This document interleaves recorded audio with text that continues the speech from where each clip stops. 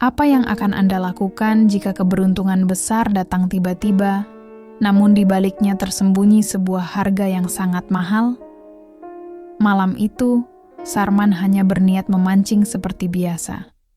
Namun siapa sangka, joran pancingnya akan menariknya ke dalam misteri terdalam Laut Selatan yang tak pernah ia bayangkan.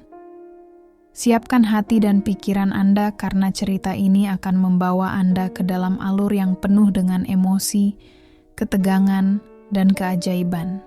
Malam itu, di sebuah desa kecil di pesisir selatan Jawa, seorang pria bernama Sarman, yang dikenal sebagai tukang mancing ulung, sedang bersiap-siap untuk pergi memancing. Meski malam begitu gelap dan angin laut bertiup kencang, Sarman merasa ada sesuatu yang memanggilnya untuk pergi ke laut. Dengan peralatan seadanya, ia menaiki perahunya, menyusuri gelombang yang semakin ganas. Tak seperti biasanya, malam itu laut terasa berbeda. Airnya seolah memancarkan cahaya hijau kebiruan, dan suara ombak terdengar seperti bisikan. Sarman, yang terbiasa menghadapi segala macam situasi di laut, merasa sedikit gelisah. Tapi, hasratnya untuk menangkap ikan besar membuatnya mengabaikan firasat buruk itu.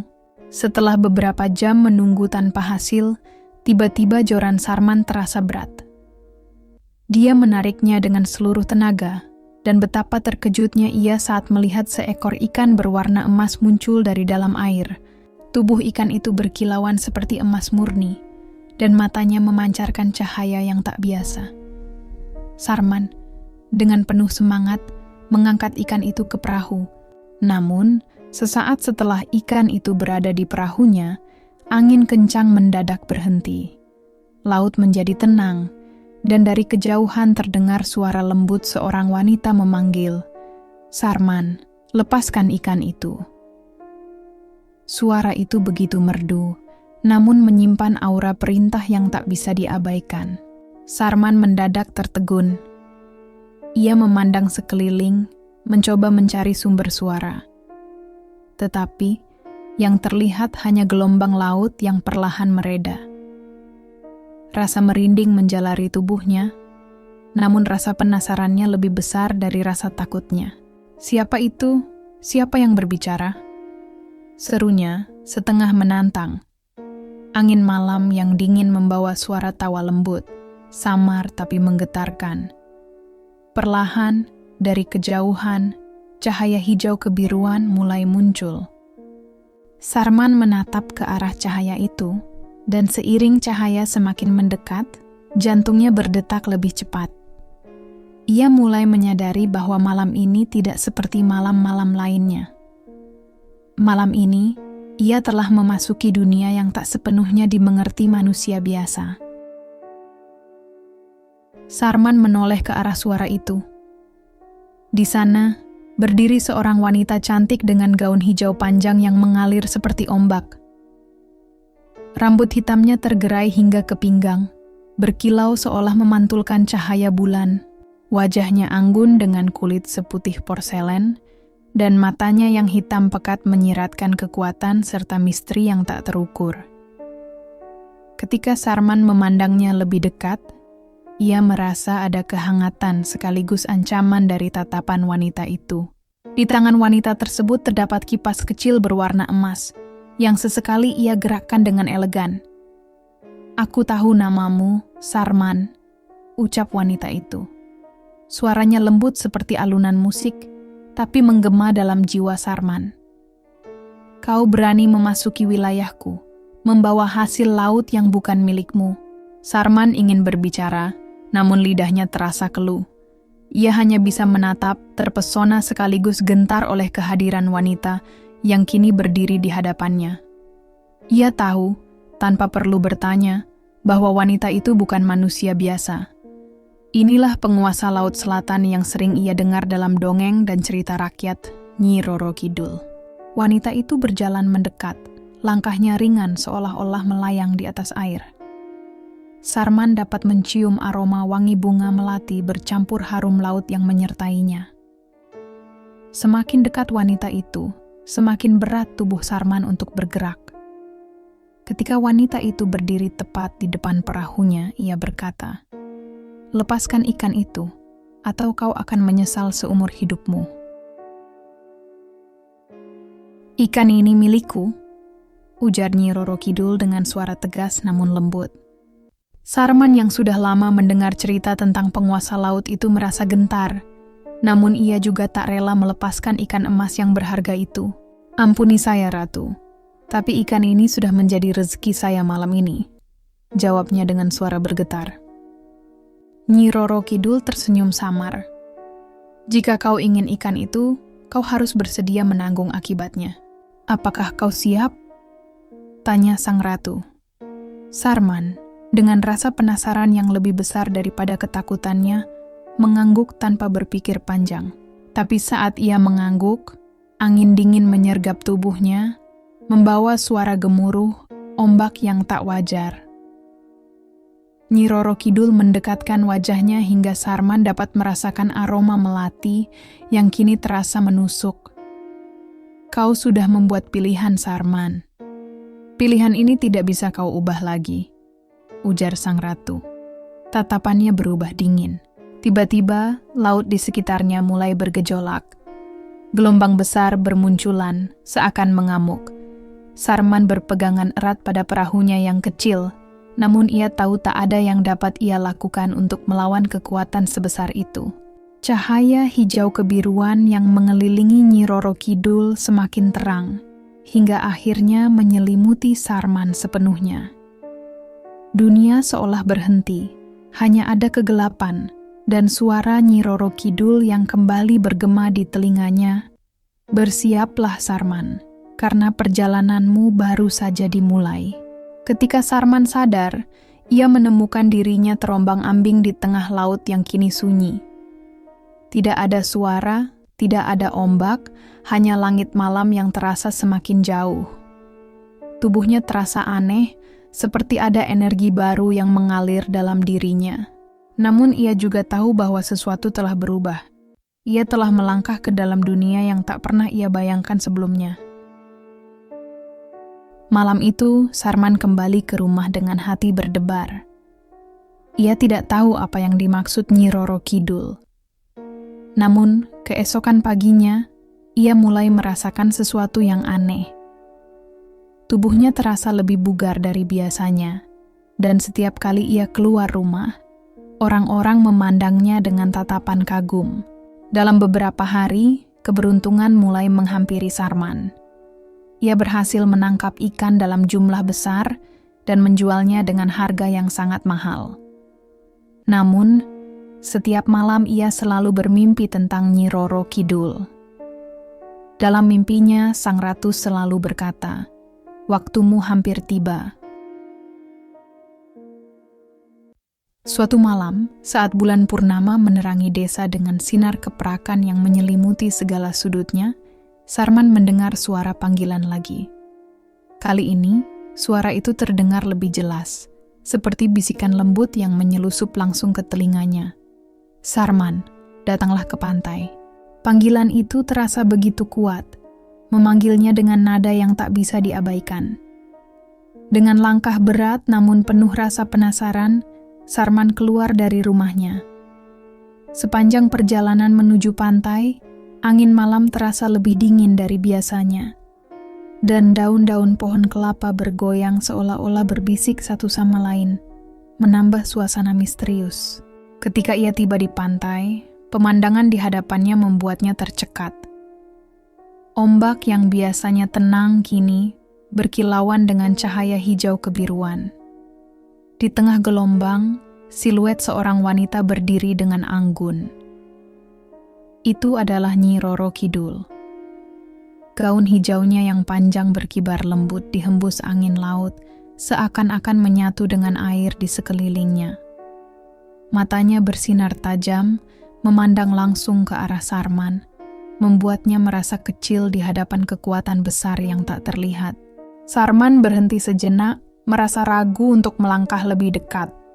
Namun, suara lembut sang ratu kembali terdengar. "Datanglah, Sarman, waktumu telah tiba." Seolah digerakkan oleh kekuatan yang tak bisa ia kendalikan, Sarman melangkah maju, meninggalkan jejak di pasir yang dingin. Setiap langkah terasa berat, seperti ada beban tak terlihat yang menarik tubuhnya. Ketika akhirnya ia berdiri di hadapan sang ratu, ia merasakan udara di sekitarnya berubah, menjadi lebih tenang, namun penuh dengan energi yang menggetarkan. "Sarman," kata Nyi Roro Kidul, "aku memberimu keberuntungan, tapi sekarang waktunya kau menepati janji. Ikutlah bersamaku ke istanaku di dasar laut." Sarman terdiam. Ia tak pernah menyangka bahwa keberuntungan yang ia dapatkan memiliki harga yang begitu mahal. Nyi Roro Kidul merentangkan tangannya, dan tiba-tiba ombak besar datang menyelimuti mereka berdua. Sarman merasa tubuhnya terhisap ke dalam air, namun ia tidak merasa lemas. Sebaliknya, ia bisa bernapas seperti biasa, dan pemandangan di bawah laut begitu menakjubkan. Terumbu karang bercahaya, ikan-ikan berwarna-warni berenang mengelilinginya, dan di kejauhan terlihat istana megah yang berdiri kokoh. Di dalam istana, Nyi Roro Kidul menjelaskan bahwa Sarman dipilih untuk menjadi penjaga lautnya. "Kau akan hidup di sini, menjaga keseimbangan laut. Namun, kau tidak akan pernah bisa kembali ke duniamu," ujar sang ratu dengan nada serius. Sarman merasa hancur. Air matanya mengalir deras saat ia berlutut di hadapan Nyi Roro Kidul. Dengan suara bergetar, ia memohon, "Ratu, kembalikan saya ke darat. Istri dan anak-anak saya membutuhkan saya. Mereka tidak akan mampu bertahan tanpa saya." Hatinya terasa seperti ditusuk ribuan pisau ketika membayangkan wajah anak-anaknya yang mencari sosok ayah mereka setiap pagi. Nyi Roro Kidul hanya tersenyum, namun senyumnya penuh kesedihan. "Sarman," katanya dengan nada lembut namun tegas, "hidup adalah tentang pilihan. Kau telah memilih jalan ini ketika kau memutuskan untuk mengambil ikan itu. Pilihan selalu membawa konsekuensi, dan kau harus menghadapi konsekuensi itu dengan keberanian." Sarman terisak, mencoba memahami kata-kata sang ratu. "Apakah tidak ada cara lain, Ratu? Apakah saya harus kehilangan keluarga saya selamanya?" Tanyanya penuh harap. Mata Nyi Roro Kidul menyipit, tatapannya tajam namun tidak kejam. "Setiap jalan memiliki pengorbanan, Sarman. Jika kau ingin kembali, kau harus melepaskan semua yang telah kau dapatkan di sini. Namun itu bukan keputusan yang bisa kau buat sekarang. Pahami dulu tugasmu, baru kemudian kau akan tahu apakah keinginanmu benar-benar tulus." Hari-hari Sarman di bawah laut terasa seperti mimpi yang tak berujung. Meski ia dikelilingi oleh keindahan yang luar biasa, hatinya selalu merindukan rumah. Setiap malam, ia memikirkan keluarganya, bertanya-tanya bagaimana mereka menjalani hidup tanpa dirinya. Namun perlahan-lahan Sarman mulai memahami tugasnya. Ia melindungi ekosistem laut, mencegah nelayan yang merusak, dan menjaga agar laut tetap bersih. Ia menjadi pahlawan di dunia bawah laut, dihormati oleh makhluk-makhluk laut. Suatu hari, Nyi Roro Kidul memberinya kesempatan untuk melihat keluarganya dari kejauhan. Dengan air mata yang mengalir deras, Sarman melihat istri dan anak-anaknya yang kini hidup tanpa dirinya. Mereka tampak bahagia, meski ada kesedihan di mata istrinya yang masih merindukannya. "Apakah kau masih ingin kembali?" tanya Nyi Roro Kidul. Sarman mengangguk. "Baiklah, tapi hanya ada satu cara," kata sang ratu. "Kau harus menyerahkan seluruh keberuntungan yang pernah kau dapatkan, dan kau akan kembali sebagai orang biasa." Sarman setuju tanpa ragu. Ia rela kehilangan semuanya demi keluarganya. Dengan mata penuh air mata dan hati yang mantap, ia menatap Nyi Roro Kidul. "Ratu, saya tidak peduli seberapa banyak yang hilang. Saya hanya ingin kembali kepada keluarga saya," katanya dengan suara serak. Nyi Roro Kidul menatapnya dengan tatapan yang penuh kebijaksanaan. Ia mengangkat tangannya, dan cahaya hijau lembut mulai menyelimuti tubuh Sarman. "Pilihanmu telah dibuat, Sarman. Namun ingat, keberuntungan yang kau nikmati tidak akan pernah kembali, dan jalan hidupmu akan menjadi lebih berat dari sebelumnya," ujar sang ratu sebelum mengucapkan mantranya. Kata-kata itu menggema seperti alunan musik yang membawa rasa damai sekaligus kehilangan. Ketika mantra selesai, tubuh Sarman terasa ringan, seolah-olah ia melayang.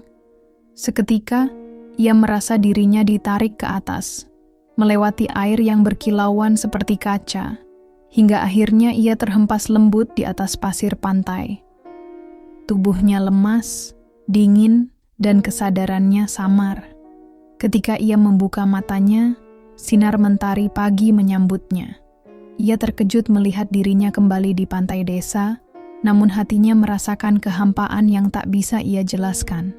Ketika ia mencoba bangkit, ingatannya tentang dunia bawah laut mulai memudar seperti bayangan kabur. Ia tahu bahwa sesuatu yang besar telah terjadi, namun detilnya terasa seperti mimpi yang sulit ia ingat. Namun, satu hal yang pasti, ia telah kembali ke dunia manusia, dan tekadnya untuk menjaga keluarganya kini menjadi tujuan hidupnya yang utama. Meski ia kembali hidup sederhana, Sarman merasa bahagia bisa bersama keluarganya lagi. Namun, setiap kali ia melihat laut, hatinya selalu bergetar, seolah ada bagian dari dirinya yang tertinggal di sana. Kisahnya menjadi pelajaran bagi banyak orang, bahwa setiap keberuntungan memiliki harga, dan kebahagiaan sejati adalah bersama orang-orang yang kita cintai. Jangan lupa like, share, dan subscribe jika Anda terinspirasi dengan kisah ini. Sampai jumpa di cerita berikutnya. Wassalamualaikum warahmatullahi wabarakatuh.